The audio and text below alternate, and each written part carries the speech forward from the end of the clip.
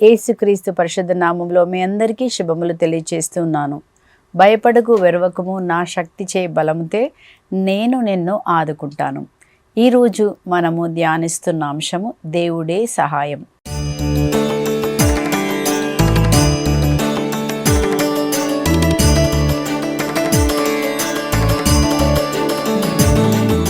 కీర్తన 121లో దావీదు రాజు చెప్తారు, నాకు సహాయము ఎక్కడి నుంచి లభించును? భూమి ఆకాశం సృష్టించిన దేవాతి దేవుడి దగ్గర నుంచి మాత్రమే నాకు సహాయం. ఇది మనకి విశ్వాసం. మన విశ్వాసమే కాదు, ఇది సత్యం.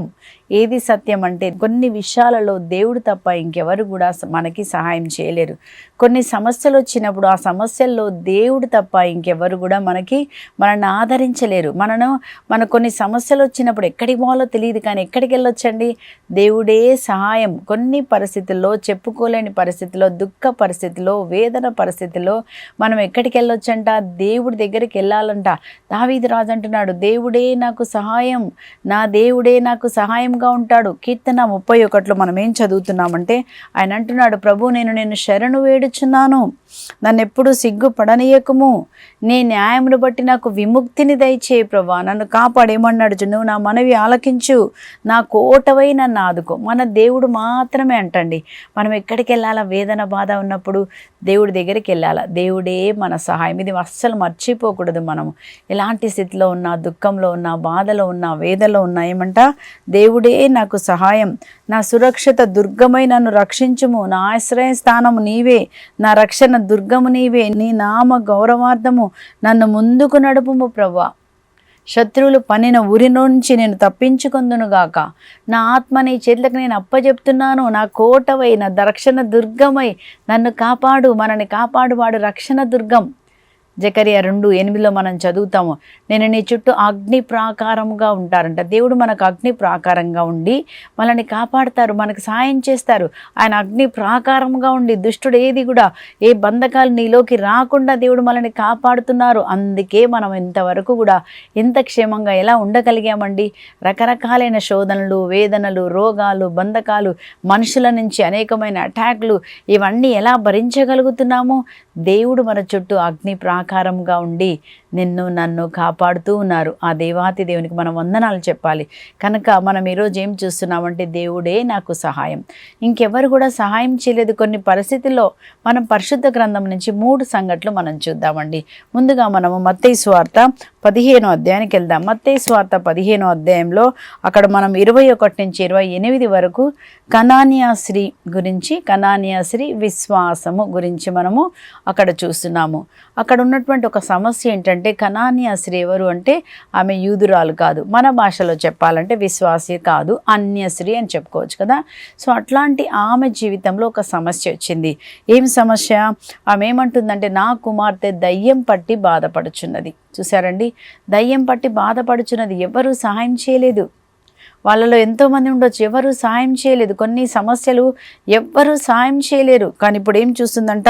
అక్కడికి ఏం చూస్తుందంటే ఆమె యేసు ప్రభు దగ్గరకు వచ్చి చెప్తుందంట, ప్రభు, దావీదు కుమారా, నాపై దయ చూపించుము, నా కుమార్తె దయ్యం పట్టి మిక్కిలి బాధపడుతుంది, దయ్యం చేత భయంకరంగా వేధించబడుతుంది, ఎవరు విడిపించేవారు లేరు. తో ఆమె ఏమని విన్నది? యేసు ప్రభు రక్షకుడు, ఈయన ద్వారా మాత్రమే విడుదల కలుగుతుంది, ఈయన ద్వారా ఏదైనా సాధ్యమే అని విశ్వసించి ఏం చేస్తుందండి? తన సమస్యలో దేవుడే నాకు సహాయం అని చెప్పి ఏం చేస్తుందండి? ఆ యేసుప్రభు దగ్గరకు, దావీదు కుమారా, యేసుప్రభు నా మీద దయ చూపండి. ఆమె ఎవరి దగ్గరికి వెళ్ళలేదు, యేసుప్రభు దగ్గరికి వెళ్ళింది. కానీ అక్కడ మనం ఏం చూస్తాం? యేసుప్రభు ఒక్క మాట కూడా పలకలేదంట. అంతగా అడిగినప్పుడు ఏదైనా ఒక జవాబు చెప్పాలి, కానీ చెప్పలేదంట. అప్పుడు ఎవరు మధ్యవర్తులుగా వస్తున్నారు? శిష్యులు అంటున్నారు, అయ్యా, ఈమె మన వెంబడి పట్టి అరుస్తున్నది అని చెప్పినప్పుడు అప్పుడు ఏం చూస్తున్నాం? యేసుప్రభు అప్పుడు ఏమంటున్నారంటే 24వ వచనంలో, నేను ఇశ్రాయేల్ వంశంలో చెదిరిపోయినటువంటి గొర్రెల కొరకు మాత్రమే వచ్చి తిని. ఆమె ఏమంటుంది చూడండి, అక్కడ ఏమంటుందంటే అని అన్నప్పుడు ఆమె వచ్చి ఏం చేసిందంటే ఆయన పాదాలపై పడిందంట. ఇంతకుముందు నిలబడి అడిగింది, ఇప్పుడు ఏం చేస్తుందండి? పాదాలపై పడుతుంది, సాష్టాంగపడి, దేవా, నీవు తప్ప నాకు ఇంకెవరు లేరు, నన్ను వదిలి వెళ్ళిపోవద్దు, నా కుటుంబాన్ని వదిలి వెళ్ళిపోవద్దు, నా సమస్యను వదిలి వెళ్ళిపోవద్దు. ఆయన పాదములపై పడి ఏమంటుందంట, నాకు సహాయం చేయి, ప్లీజ్ నాకు సహాయం చేయి, దయ చూపించండి అని ఆమె ప్రార్థించినప్పుడు యేసుప్రభు మళ్ళీ ఒక మాట అంటున్నాడు, బిడ్డల రొట్టెలను కుక్క పిల్లలకు వేయ తగదు. చూసారండి ఎలా అంటున్నారు, ఎంత దీనంగా. అంటే ఒక కుక్కతో పోల్చినప్పటికీ ఆమె ఏ మాత్రం కూడా ఏం చూస్తుందండి, అక్కడ ఏ మాత్రం కూడా వేదన పడకుండా, దుఃఖపడకుండా నాకు సహాయం కావాలి, తన్ను తాను తగ్గించుకుందండి. ఎప్పుడైతే ఒక మనిషి తగ్గించుకొని ప్రార్థన చేసినప్పుడు దేవుడు అట్లాంటి ప్రార్థన వింటారు.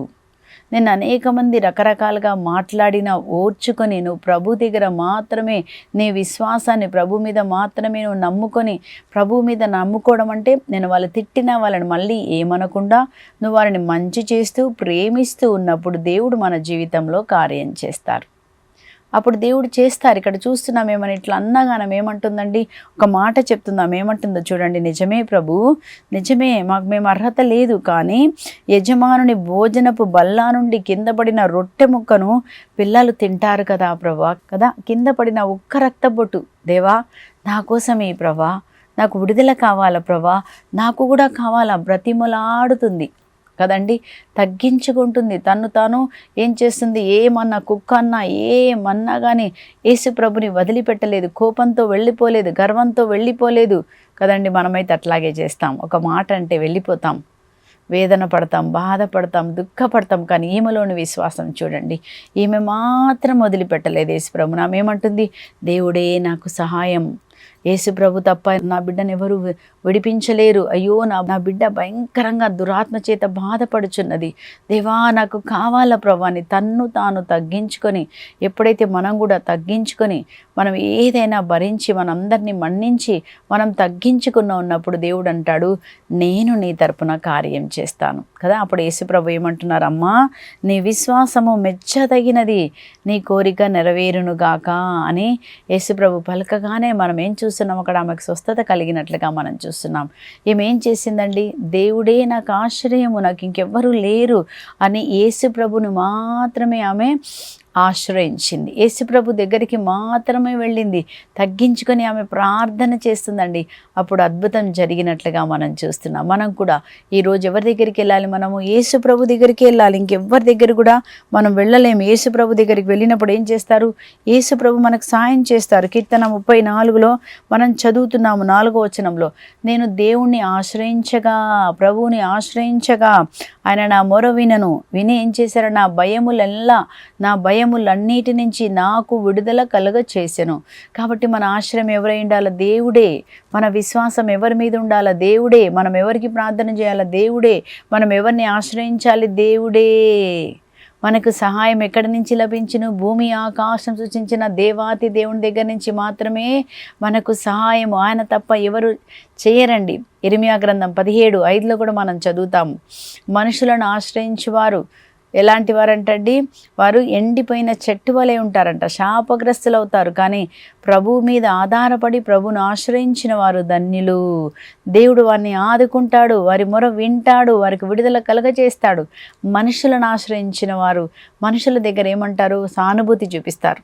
రెండోది, తర్వాత వెళ్ళిపోయిన తర్వాత వాళ్ళ గురించి చెడుగా మాట్లాడతారు. మంచిగా ఏంది, మాకు ఇట్లే జరగాలి, నాకు తెలిసి ఇట్లే ఎరుగుద్దని, ఎందుకంటే మీ ఇట్లాంటిది అట్లాంటిది అని మనుషులు మాట్లాడతారండి. కానీ దేవుడు కరుణ, దయ, ఏమని చదువుతాం ఎబ్రీల పత్రిక 4:15లో, మన ప్రధాన యాజకుడు మన బలహీనతలను అర్థం చేసుకొని మనకు సహాయం చేసే ఒక ప్రధాన యాజకుడు ఉన్నాడు కనుక ధైర్యంతో ఆ యొక్క మన కృపా సింహాసనం దగ్గరికి వెళ్ళి, ప్రభా నాకు సహాయం చేయి ప్రభా, నేను ఈ స్థితిలో ఉన్నాను ప్రభా, ఈ బలహీనతలో ఉన్నాను ప్రభా, ఈ భయంలో ఉన్నాను ప్రభా, దేవా నా బలహీనత నన్ను మళ్ళీ పాపంలోకి వెళ్ళిపోతున్నాను ప్రభా, నా భయం ప్రభా నేను ఏ పని చేయకుండా చేస్తుంది, నాకు ధైర్యపరిచి ఆత్మను ప్రసాదించు అని మనం అడిగినప్పుడు దేవుడు ఏమిస్తారండి, ధైర్యపరిచే ఆత్మతో నింపుతారు.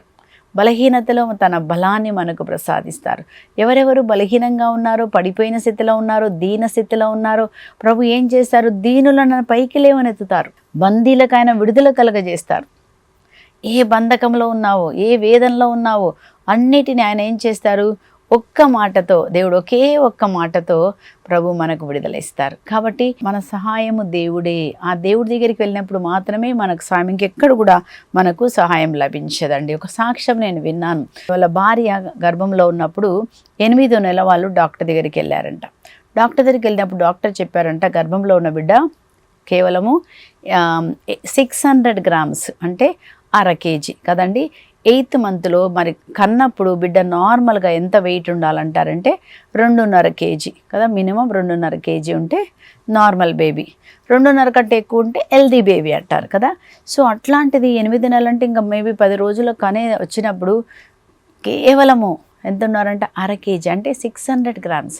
సో డాక్టర్ చెక్ చేసి చెప్పారంటే ఈ బిడ్డ పెరగలేదు లోపల, కనుక ఈ ఎంత బలహీనంగా ఉన్న బిడ్డ వస్తే లోపల బిడ్డ గుండె సరిగా ఉండదు, ఊపిరితిత్తులు సరిగా ఉండవు, కనుక ఈ బిడ్డ కంటే మీకు వేస్టే, కనుక మీరు ఏం చేయాలి, అబార్షన్ చేయండి అని చెప్పారంట. అప్పుడు వాళ్ళకి చాలా వేదన, బాధ. 8 నెలలు అంటే ఇంకెత్తుకునే రోజులు వస్తాయి కదండి, బిడ్డను చూసుకునే రోజులు వస్తాయి, ఎన్ని కలలు కంటారు, ఎన్ని ప్రార్థనలు చేసి ఉంటారు, చాలా బాధ అనిపించిందంట.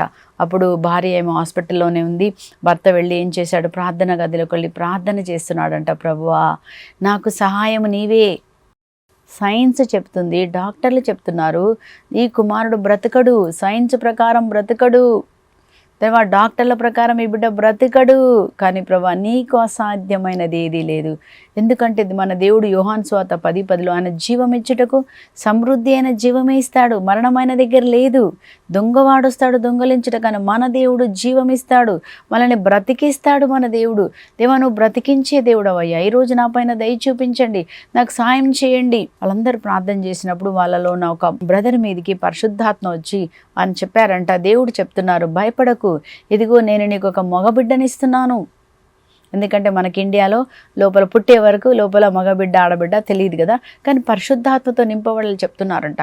భయపడకు, దేవుడు చెప్తున్నారు ఇదిగో ఈ బిడ్డ బ్రతుకుతాడు, నీకు ఒక మగబిడ్డ దేవుడు ఇస్తున్నారు అని చెప్పినప్పుడు వాళ్ళు వెళ్ళిపోయారు ప్రార్థన చేసి. కానీ ఈయన మళ్ళీ రూమ్లోకి వెళ్ళి ప్రార్థన చేశాడంట, ప్రభువా సైన్స్ చెప్తుంది బ్రతకడని, కానీ నీ వాక్యం ఏమని చెప్తుంది, దేవా ఇదిగో నీకు ఒక మగబిడ్డనిస్తానన్న బ్రతుకుతాడు, ఇది నీ మాట ప్రభా, ఇది ఎలా సాధ్యం ప్రభా అని అతను ప్రార్థన చేస్తున్నాడంట. ప్రభా నీ మాట భూమి ఆకాశం గతించినా గతించదయ్యా, దేవా నీ వాగ్దానం జ్ఞాపకం చేసుకో తండ్రి, ఎలా జరుగుతుంది ప్రభా ఇది అని, నీకు సాధ్యమైంది ఏది లేదు అని ఎవరిని ఆశ్రయించలేదండి. ఆ పరిస్థితుల్లో ఎవరు ఏం చేయలేరు, డాక్టర్ ఏం చేయలేదు, ఏ మనిషి ఏ డబ్బు కూడా బ్రతికించలేదు, కానీ ఒకే ఒక ఆశ్రయం, దేవుడే ఆశ్రయం. నా శ్రమలలో నేను దేవునికి మొరపెట్టగా ఆయన నాకు ప్రత్యుత్తరం ఇచ్చాను కదా. మనం మొరపెట్టాలంట. అప్పుడు మొరపెట్టి ఆయన ప్రార్థన చేసినప్పుడు ఒక దర్శనం చూస్తున్నాడంట. ఒక దర్శనం ఏం చూస్తున్నాడంటే పరలోకం నుంచి ఒక హస్తం దిగి రావడం చూస్తున్నాడు. ఆ హస్తం దిగి వచ్చి ఆమె గర్భంలో ఉన్న బిడ్డను ఇట్లా తీసుకొని పరలోకానికి తీసుకెళ్ళిందంట చెయ్యి. ఇంకొక హస్తం వస్తుందంట, ఇంకొక హస్తంలో ఏంటి, పరలోకం నుంచి ఇంకొక బిడ్డను తీసుకొస్తున్నారంట, తీసుకొచ్చి ఆమె గర్భంలో పెట్టారు. అప్పుడు అర్థమైంది, బలహీనమైన బిడ్డను దేవుడు తీసేసి ఒక బలిష్టమైన ఆరోగ్యవంతమైన బిడ్డను కడుపులో పెట్టారు. అప్పుడు ఏం చేశారు, ఆయనకు అర్థమైంది, దేవా నీకు స్తోత్రం, నువ్వు చేయగల దేవుడవు. మనం చదువుతాము కీర్తన 18:16 మనం ఏం చదువుతామండి, దేవా ఉన్నత స్థలంలో నుంచి నీ చేతిని చాచి అగాధ జలరాశిలో నుంచి నన్ను కాపాడు అని మనం మొరపెట్టినప్పుడు కీర్తన 18 చదవండి, అది విజయానికి సంబంధించిన కీర్తన. ఎలా దేవుడు మనకు జయం కలగజేస్తాడు, పరలోకం నుంచి నీ చేతిని చాచి అగాధ జలరాశిలో నుంచి, భయంలో నుంచి, దుఃఖంలో నుంచి, వేదల్లో నుంచి ఒక హస్తం నీకున్నదంట. కాపాడే హస్తం మనకున్నది, రక్షించే హస్తం మనకున్నది, మనల్ని ఆదుకునే హస్తం మనకున్నది. దేవుడు ఎంత కృపగలవాడు చూడండి, ఎంత అద్భుతం చేయగలడు కదండి. అప్పుడు వాళ్ళ నెక్స్ట్ డే మళ్ళీ భర్త వెళ్ళి చెప్పాడంట, మరొక్కసారి నా భార్య గర్భంలో బిడ్డను ఒకసారి మీరు చెక్ చేయండి వెయిట్ అంటే. వాళ్ళు అన్నారంట, నిన్ననే కదయ్యా చెక్ చేశాము, ఒక్కరోజుకి ఎలా పెరుగుతాడు? వాళ్ళు చెప్పారంట, లేదండి పెరుగుతాడు, మా దేవుడు గొప్పవాడు, ఏమైనా చేయగలడు, కథ మొత్తం మార్చగలడు, మీరు చేయండి అని చెప్పినప్పుడు వాళ్ళు మళ్ళీ ఒక్కసారి ఆయన కోసమని రాయ సరే అని వాళ్ళు తీసుకెళ్ళి ఆ గర్భంలో బిడ్డను చెక్ చేసినప్పుడు 2.5 అంటే 2.5 kg బేబీ. వాళ్ళు ఆశ్చర్యపోతున్నారు, నిన్న 600 గ్రాములు 1/2 kg బేబీ ఇప్పుడు 2.5 కిలోలుగా ఎలా మారాడు, ఎట్లా సాధ్యం? దేవునికి అసాధ్యమైనది ఏదీ లేదు. మనం దేవుణ్ణి ఆశ్రయించాలా. దేవుడే మనకు ఆశ్రయము. మన శ్రమల్లో, బాధల్లో, దుఃఖంలో మన దేవుడు అద్భుతాలు చేసే దేవుడు, అవసరాన్ని తీర్చే దేవుడు, రోగం ఉన్నప్పుడు స్వస్థత చేసే దేవుడు, దురాత్మలుంటే విడుదల చేసే మన దేవుడు అండి. ఇలాంటి దేవుణ్ణి మనము కలిగి ఉన్నాం. మనం ఆశ్రయించవచ్చు ఆ దేవుడి దగ్గరగా వెళ్ళినప్పుడు దేవుడు ఏం చేస్తారు మన జీవితంలో? ఆయన గొప్ప కార్యం చేస్తారు. ఇదే దేవుడు ఎన్ని రోజుల నుంచి నువ్వు ప్రార్థన చేస్తున్నామో, ఎంతగా రాలేదేమో, అయినా మనం కూడా కనానీయ స్త్రీలాగా మళ్ళీ మొరపెట్టిందంట. ఆమె వెంబడి పడిందంట. అందుకే చెప్తాడు లూకాసు వార్త 18 ఏం చదువుతాం మనము? మీరు పదే ప్రార్థన చేసినప్పుడు దేవుడు మీకు న్యాయం చేకూర్చడా? తప్పకుండా చేకూరుస్తాడు. ప్రతి మొర పరలోకంలో దేవుని దగ్గరికి వెళ్తుందండి. ప్రతి ప్రార్థన ఆలకించబడుతుంది. ప్రతి వేదన, ప్రతి నిట్టూర్పు దేవుడికి తెలుసంట. ప్రతి దుఃఖం తెలుసంట. ప్రతి బంధకం తెలుసు. దేవుడు మనకి సహాయం చేస్తాడు. నువ్వు ఎక్కడ వేదన పడుతున్నావో దేవుని సహాయం ఈరోజు నీకు అందుతుంది. విశ్వాసంతో ఉండి వాక్యం వింటున్నారు ఎవరెవరు వేదనతో, బాధతో వింటున్నారేమో, దేవుడు నీ స్థితిని కూడా ఆయన పూర్తిగా మారుస్తాడు. దేవునికి అసాధ్యమైనది ప్రతి స్థితి, ఒక్క రోజులో స్థితి మార్చిన దేవుడు మన జీవితంలో కూడా అన్ని స్థితిలో ఆయన మార్చే దేవుడు. ఆయన మహిమ కార్యం మన జీవితంలో జరుగుతుంది. రెండో సంఘటన చూద్దాం. దేవుడే సహాయంగా మారిన సంఘటన మనం చదువుతాము. ఆదికాండం 21వ అధ్యాయంలో 8 నుంచి అక్కడ మనం చదువుతున్నాము 21వ వచనం వరకు. అక్కడ మనం ఏం చదువుతున్నాము? అక్కడ మనము హాగరు గురించి, అలాగే తన కొడుకు ఇష్మాయిల్ గురించి మనం చదువుతున్నాము. ఇక్కడ ఏం జరిగిందంటే మనకు తెలుసండి. సారా అంటది మీరు ఇంట్లో ఉండొద్దు, బయటికి పంపించేసేయమని. ఈ దాసి కొడుకుని పంపించేసేయి అని చెప్పినప్పుడు దేవుడు కూడా చెప్తారు. ఆమె చెప్పింది కరెక్టే, ఇష్మాయేలు నీకు వారసుడు కాదు, పంపించేయమని చెప్పినప్పుడు అబ్రహాం చేశాడంటే మనం చదువుతాము. ఉదయంనే లేచి నీళ్లు రొట్టెలు ఇచ్చేసి తీసుకెళ్ళి ఎక్కడ వెళ్ళారంట? బెర్షెబా అరణ్యంలో ఉన్నారు. అక్కడ వదిలేసి వచ్చేసాడు. అక్కడ ఏం జరుగుతుంది? ఆమె అప్పుడు ఒంటరిగా ఉంది. భర్త లేదు, నమ్ముకున్న భర్త లేడు, ఇల్లు లేదు, అన్నీ పోయింది, ఒంటరిగా ఉంది. ఒక ఒంటరి జీవితం, అరణ్యంలోకి వచ్చేసింది ఒకటే రోజు. మన జీవితంలో కూడా ఒక్కసారి అప్పు సమస్య ఉంటే అరణ్యంలాగా అనిపిస్తుంది కదండి. రోజు ఇంట్లో కొట్లాటలు ఉంటే అరణ్యంలాగా అనిపిస్తుంది. రోజు శరీరంలో అనారోగ్యం ఉంటే ఒక అరణ్యంలాగా దుఃఖంలాగా అనిపిస్తుంది. మనకు కూడా అనిపిస్తుంది అండి, దేవా నా జీవితం ఏంటి? నాకు ఆరోగ్యం రాదా? నా కుటుంబంలో సమాధానం రాదా? నా పిల్లల జీవితంలో అద్భుతాలు జరగవా? ఇట్లా చీకటే కొనసాగుతుందా ప్రభా అని మన జీవితంలో కూడా వేదన పడతాం, బాధపడతాం, దుఃఖపడతాం కదండి. ఇలాంటివి జరుగుతాయి మన జీవితంలో కూడా. కానీ ఇక్కడ మనం ఏం చదువుతున్నామంటే అలాంటి పరిస్థితుల్లో ఆమె ఏం చేసిందంట? బెర్షెబా అరణ్యంలో దిక్కుతోచక ఉందంటండి. ఆమెకి ఇంకెవరు సాయం చేసేవారు ఎవరు లేరు, అక్కడ ఎవ్వరు లేరు, ఎక్కడికి వెళ్ళాలో తెలియదు కదా. మనం కూడా అనేక మందులు వాడతాం, ఏం చేయాలో అర్థం కాదు. అనేక చోట్లకు ఈ బిజినెస్ ఆ బిజినెస్ చేసి ఎట్లాగైనా బయటికి రావాలనుకుంటాం, ఎవ్వరూ సాయం జరగదు. కానీ దేవుడికి అసాధ్యమైనది ఏదీ లేదని ఒక్క రోజులో ఆయన మన పరిస్థితి అంతా మార్చగలడు. అప్పుడు ఆమె ఏం చేసింది? ప్రార్థన చేసిందంట. అయ్యో ఈ పిల్లగాడికి ఒక్క గ్లాస్ నీరంతా అయిపోయింది, అక్కడ ఆహారం లేదు, నీరు లేదు, పిల్లగాడు చనిపోయే స్థితిలో ఉన్నాడు. ఈ పరిస్థితిలో ఆమె ప్రార్థన చేసింది. మనం కూడా ఒకవేళ మన పిల్లలు చనిపోయే పరిస్థితి అంటే అర్థం ఏంటి? చనిపోకపోవచ్చు, ఒకవేళ చెడు అలవాట్లతో వాళ్ళు చనిపోయే స్థితికి వచ్చారా? చదవలేని స్థితిలోకి వచ్చారా? అనారోగ్యం వల్ల వేదనతో ఉన్నారా? చెడు అలవాట్లు ఉన్నాయా? బాధ ఉందా? దుఃఖం ఉందా?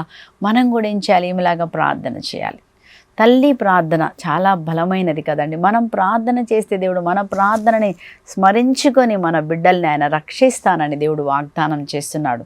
నీతో పోరాడేవారితో నేను పోరాడుతాను, నీతో యుద్ధం చేసేవారితో నేను యుద్ధం చేస్తాను. యెషయా గ్రంథం 49లో ఆ మాట రాయబడి ఉంటుందండి. మన దేవుడు మన తరపున పోరాడతాడు కదా. సెయింట్ మోనికమ్మ ప్రార్థనను బట్టి అగుస్తుని దేవుడు మార్చలేదా? మన ప్రార్థనను బట్టి కూడా చేస్తాడు. ఇక్కడ ఆమె ప్రార్థన చేసిందంట. అప్పుడు దేవుడికి ఏమేమి పడిందంట తెలుసండి. అక్కడ మనం చదువుతాము, దేవుడు పిల్లవాని ఏడుపు వినెను. 21వ అధ్యాయము 17వ వచనము. ఆదికాండం 21:17లో దేవుడంట పిల్లవాని స్వరం, ఆ పిల్లవాడు ఏడుస్తున్నాడంట. అదేవిధంగా మన పిల్లలు కూడా ఏడ్చినప్పుడు మనం ఏడ్పే కాదంట, పిల్లవారు ఏడ్చినా దేవుడు వింటారంట. మనం అనుకుంటాం, అయ్యో నా పిల్లగాడికి జ్వరం వచ్చింది, పిల్లగాడు ఏడుస్తున్నారని మనం అనుకుంటాం. కానీ ఆ పిల్లగాడి స్వరము దేవుడు కూడా వింటారని మనం జ్ఞాపకం చేసుకుందాం. మన దేవుడు తోడుగా ఉన్నారని మనం జ్ఞాపకం చేసుకుందాం.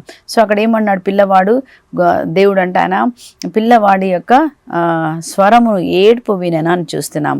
అప్పుడు ఏం జరుగుతుందంటే అక్కడ మనం ఒక అద్భుతం చేస్తున్నాడు దేవుడు. ఎప్పుడైతే పిల్లవాని విన్నాడో అక్కడ నీరు కావాలి. అప్పుడు ఏం చేస్తున్నాడు? 19వ వచనంలో దేవుడు ఆమె కన్నులు తెరిచెను. ఏం చేశాడంటండి? కన్నులు. ఏం కన్నులు? ఆత్మీయ కన్నులు. ఆత్మలోకంలో నీకేం కావాలో దేవుడు పెట్టాడు. మన ఆత్మీయ కన్నులు తెరిచినప్పుడు నీ అవసరం నీ ముందు కనపడుతుంది. అంటే ప్రార్థన చేసినప్పుడు పరిశుద్ధాత్మ నీ దగ్గరకు వచ్చినప్పుడు నీకు ఉద్యోగం ఎక్కడ ఏర్పాటు చేశారో దేవుడు నీకు అక్కడికి నడిపిస్తారు. నువ్వేం చేయాలో పరిశుద్ధాత్మ, ఏం మాట్లాడాలో పరిశుద్ధాత్మ మనకు నడిపిస్తారు. పరిశుద్ధాత్మ కన్నులు తెరిచినప్పుడు ఏం చూస్తుందంట? నీటితో నిండిన బావి కనపడుతుంది. ఒక్క గ్లాస్ మంచినీళ్ళు లేవు, అసలు అంతా ఎడారి, అది అరణ్యం అది. కానీ ఏముందంటే ఆమె ముందు నీటితో నిండిన బావి వచ్చేసిందంట కదా. ఎంత చూడండి, దేవుడు ఏ విధముగా అద్భుతాలు చేయగలడు. దేవునికి అసాధ్యమైన కార్యం ఉన్నదా కదా. నమ్మితే చాలు. ఏం జరుగుతుందంటండి? నువ్వు నమ్మితే కదా. ఎవరితో అంటాడు? మార్తమ్మతో అంటాడు. ఏమంటాడు? మార్తమ్మ మార్తమ్మ, నువ్వు నమ్మితే దేవుని మహిమను చూస్తావు. మార్తమ్మ అంటుంది. ఏమంటుంది మార్తమ్మ? అయ్యా, లాజరు మరణించి 4 రోజులైంది, దుర్వాసన. ఇప్పుడు దుర్వాసన వస్తుంది, ఏం జరగదు. మనం కూడా అట్లాగే అనుకుంటాం, అయ్యో అంత పరిస్థితి అయిపోయింది, ఇంకేం జరగదు. కానీ అంత అయిపోయినప్పుడు కూడా మన దేవుడు చేయగల దేవుడు. ఏది నష్టముగా మారిందో అది దీవెనకరంగా మార్చగల దేవుడు. మన దేవుడు మన పరిస్థితిలోకి వాక్యాన్ని పంపగల దేవుడు. పరిస్థితులని శిథిలమైన కుటుంబాన్ని కట్టే దేవుడు. ఆ దేవుని మనం కలిగి ఉన్నామండి. అలాంటి గొప్ప దేవుడే ఈరోజు మన మధ్యలో ఉన్నారు కదా. అప్పుడు ఏమన్నాడు? దుర్వాసన వద్దు ప్రభువా. అప్పుడు దేవుడు అన్నాడు, మార్తమ్మ మార్తమ్మ, నువ్వు విశ్వసించినచో దేవుని మహిమను చూస్తాం. మనం కూడా మన పరిస్థితులు ఎంత భయంకరమైన పరిస్థితి అయినా నువ్వు విశ్వసించినచో దేవుని మహిమను చూస్తావు. మనం అందరం చెప్దామా? దేవా, నేను విశ్వసిస్తున్నాను, నువ్వు కార్యం చేయగలవని విశ్వసిస్తున్నాను. మీరు ఒక నోటితో ఒక మాట చెప్పుకోండి. ఇప్పుడు లైన్లో చూసిన ప్రతి ఒక్కరు కూడా ఏ విషయంలో నువ్వు అద్భుతం చూడాలో దాన్ని మనసులో పెట్టుకొని అప్పుడు చెప్పండి, దేవా ఈ విషయంలో నేను అద్భుతం చూస్తున్నాను, నేను అద్భుతం చూస్తున్నాను. మీ ఇంట్లో సమాధానం లేదా? చూసి చెప్పండి, నేను అద్భుతం చూస్తున్నాను. కోర్టు కేసు ఉందా? నేను అద్భుతం చూస్తున్నాను. అప్పు సమస్య ఉందా? చెప్పండి, దేవా నేను నమ్ముచున్నాను, నేను అద్భుతం చూస్తున్నాను. కార్యాలు జరుగుతాయి. పెళ్ళిళ్ళు జరగట్లేదా? చెప్పండి, అద్భుతం జరుగుతుంది. నేను విశ్వసిస్తున్నాను, దేవుడు కార్యం చేస్తాడు. నువ్వు నమ్మినచో దేవుని మహిమ, నేను నమ్ముచున్నాను ప్రభా, నీ మహిమను నేను చూస్తున్నాను, నీ మహిమ నేను చూస్తున్నాను, నీ మహిమ నేను పొందుకుంటాను ఈరోజు అని నోటితో పలుకుతుండు. నేను మహిమను చూసి నేను విశ్వసిస్తున్నాను, దేవుని మహిమ నీ పరిస్థితిలో చూస్తున్నాను, ఈ స్థితిలో నేను చూస్తున్నాను, ఇక్కడ నేను మహిమ నేను చూస్తున్నాను నోటితో పలికినప్పుడు దేవుని మహిమ అక్కడ దిగి వచ్చి, నీ విశ్వాసపు మాట అక్కడ మహిమ దిగి వచ్చి కార్యం చేస్తుంది. దేవుడు ఈరోజు ఏ పరిస్థితిలో మనకు మహిమ కావాలో కార్యం చేయనుగాక. ఎక్కడ దుర్వాసనగా ఉన్న ఆ పరిస్థితి ఎలా మారిందండి? సువాసనగా మారిపోయింది. మన జీవితంలో ఎక్కడెక్కడ దుర్వాసన ఉందో ఆ పరిస్థితులన్నీ సువాసనగా మారిపోవునుగాక, దీవెనకరంగా మారునుగాక. మన దేవుడు మనకు ఆశ్రయముగా ఉండునుగాక. దేవుడే సహాయం, మనకి ఇంకెవ్వరూ లేరండి. దేవుడు తప్ప మనకి ఆదుకునేవారు ఎవ్వరూ లేరు. మన సహాయం ఆయనే. దావీదు రాజు అంటాడు, నా సహాయం నీవే ప్రభా, నా కోట నీవే ప్రభా, నా దుర్గం నీవే ప్రభా. నా దేవుడిని నా ఆశ్రయించగా నా భయములన్నీ నాకు విడుదల ఇచ్చెను. సింహము పిల్లలు అలమటించిన ఆహారం లేక అలమటించవచ్చును, కానీ దేవుడు నమ్మిన వారికి ఏ కొదవ ఉండదు. నీతిమంతుల కష్టాలు వస్తాయి, వాటన్నిటి నుంచి ప్రభు విడిపిస్తారు. నువ్వు విశ్వసించినచో దేవుని మహిమను చూస్తావు. దేవుడే ఈరోజు మనకు సహాయం. కాబట్టి ఈరోజు మనం దేవుడి మీద ఆధారపడదాం. ప్రతి పరిస్థితిని దేవుడికి సమర్పిస్తామండి. ఎక్కడ వేదన పడుతున్నామో, ఎక్కడ చీకటి ఉందో, ప్రభువా మీరు మా కోసం ద్వారం తెరిచి నన్ను రక్షించమని దేవుడి దగ్గర మనం ప్రార్థన చేసుకుందాం. ఈరోజు మన సహాయము దేవుడే, మన కోట దేవుడే, మన కొండ దేవుడే. అందరూ నిన్ను విడిచినా, నీ తల్లి తండ్రి విడిచినా నేను నిన్ను విడనాడను. నా కృప నీకు చాలును, నేను నిన్ను నడిపిస్తాను, నేను నీకు తోడుగా ఉంటాను, నీటిలో నడిచినా నీకు తోడుగా ఉంటాను. కాబట్టి ఈ విశ్వాసంతో దేవుడి మీద ఆధారపడుతూ రోజు దేవుడి దగ్గర ప్రార్థన చేద్దాం. గంట సేపు మీరు ప్రార్థన చేయండి.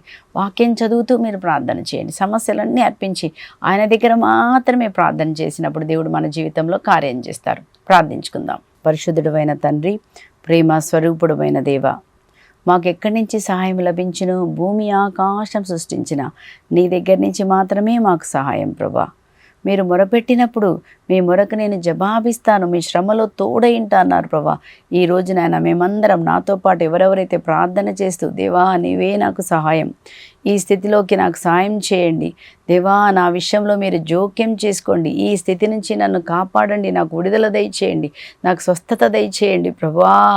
మార్గం లేని చోట నువ్వు మార్గం ఇవ్వగలవు, నా జీవితంలో జోక్యం చేసుకో, నీ కృప నాకు తోడుగా ఉండునుగాక, నీ మహిమ నా మీద దిగి వచ్చునుగాక దేవా. ప్రతి ఒక్కరిని మీరు దీవించి ఆశీర్వదించి కాచి కాపాడి ప్రతి పరిస్థితిలో గొప్ప సాయం దొరుకున్నట్టుగా మీరు చేయమని యేసు నామంలో ప్రార్థించి పొందుకుంటున్నాం పరలోకపు తండ్రి. Amen amen. దేవుడు మీ అందరినీ దీవించునుగాక. Praise the lord.